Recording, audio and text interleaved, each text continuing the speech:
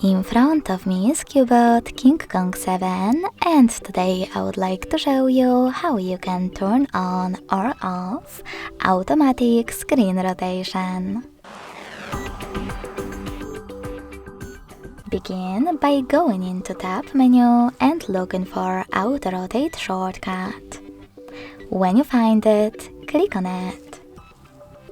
As you can see, mine is blue. That means that auto rotation is enabled, but you can always disable it by hitting the same shortcut again. If you want to, you can also go into Devices Settings, click on Display section and select Advanced. Then tap on this switcher next to Auto Rotate Screen to turn it on or off. Thanks so much for watching. If you enjoyed this video, don't forget to leave a like, comment and subscribe.